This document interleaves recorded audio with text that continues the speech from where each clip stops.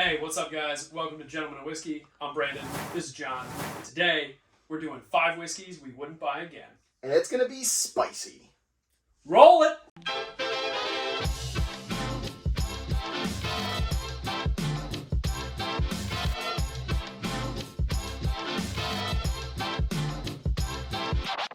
So, we've been starting to kind of like the list videos, and we were talking the other day, and it was like, hey, what if we did a list of whiskeys we wouldn't buy again? Because we've all been there. We bought a bottle, we were excited about it, and we didn't like it. You know what's ironic, though? What? Bourbon Bill came out with his video list literally this week.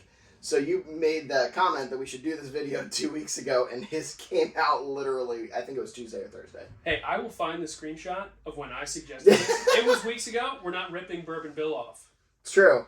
I mean, he is cool. He stays with the trends, but, sure. You know, we're not trying to be him.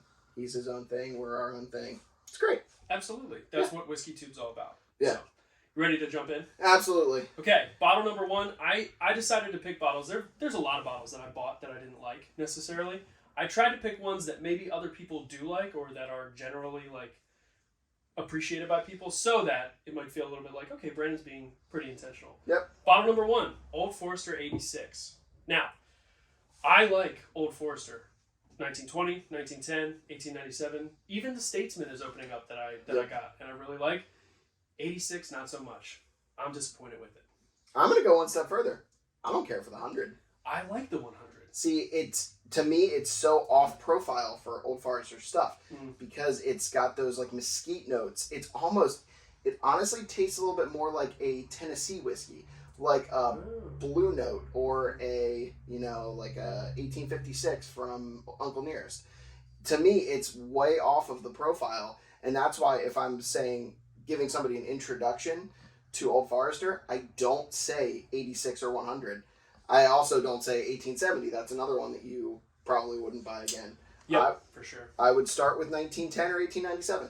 Yeah, I agree. All right, this next bottle is one of mine. I know a lot of people love barrel stuff. I have had 2 or 3 barrel things. They're okay. But this was $90, and I would for sure not buy it again. It was a impulse buy on the State's website. It was a special order. And I was like, cool. I've never had barrel stuff. I hear good things. It is like very bready. And it's like, it's the parts of MGP that I don't necessarily care for, and they're magnified to 11. So, yeah. You wouldn't buy it? No, I wouldn't buy it. I've had some of their regular bourbons and stuff, and it was okay, but still I feel like their stuff is in the same way as some other ones on this list, 10 to 15% overpriced. So that's a big factor for me too, is like price. And that brings us to the next bottle, which I think we both agree on. Price is a problem. Do I hate Angel's Envy Rye? No. Do I want to pay $95 for it? No. I mean, even the $80 you can get in other states. Like, there's a couple places in Maryland that you can get it for $80.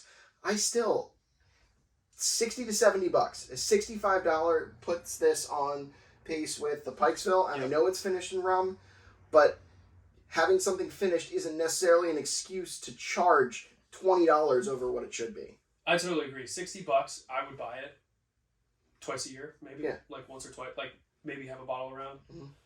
I can't buy it for $90. If you can get a Starlight rum finished for $70, that's like $20 to $30 sometimes less than you can get this for. That is crazy. I would buy the Starlight 10 times out of 10. Yep. Got it. Agreed. And, we feel the same way about their bourbon, too. I think their bourbon would be great at a $40 price point. At $52 that it is in this state. I know it's cheaper some other places because the prices haven't caught up at the times. But that's 20% overpriced to me. Well, okay, so for the bourbon, which this video is not about the bourbon, but the proof is too low for the price to be too high. That's my problem. If it was $40, yep, it'd be good at, is it 86? Is it 90? It's like 86.6 or something like that. So it's not even 90 proof. That's a problem. I don't buy bourbon that's not 90 proof. Yeah. So, all right, next bottle. This was one for me. I was excited to buy. I got it. I cracked it. I sipped it. I hated it. I feel like Michter's is a really popular brand. A lot of people like Michter's. I took the neck pour. Didn't like it. So, would you say, though, that it is a good summer whiskey? Would it be a good, like, sitting on your porch when it's 90 degrees, you're watching the sunset, you're taking a little bit of a pour with maybe some whiskey stones, which don't do that, or some ice, and you're just sipping it back, not really thinking about it? Would it be good for that? No, because I didn't like it. Well, I think it's a good time on whiskey, so. No, well, but that's the thing, right? I'm just saying, for me, it's not a good period because I didn't like it the way it tasted. You know what I mean? Which is a problem. So I wouldn't buy it again. And it is $50. Right, and so Wild Turkey 101 with some whiskey stones for $25. Don't do that. That's my summer whiskey. Right, but you know what I mean. Yeah. I'm saying comparatively. Yeah. Yeah. Ice is like scientifically better at cooling your drink than whiskey stones. Is it really? Yes, 100%. But it waters it down. It does. Whiskey stones don't. Right, so just drink quick. Okay. All right. Number five bottle. So this is one of mine, and it is probably going to be a little spicy. I do love Knob Creek. I like most of the Booker's picks, although I do have a little bit of an axe to grind with them as well.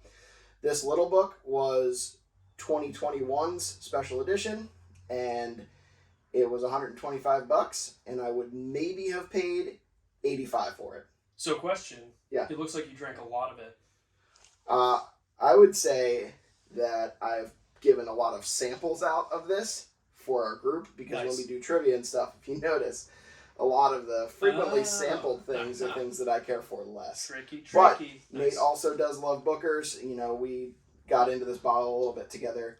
My axe to grind with it is it's got some super young, like 5-year whiskey blended into it with 16-year, and all I taste is the young stuff.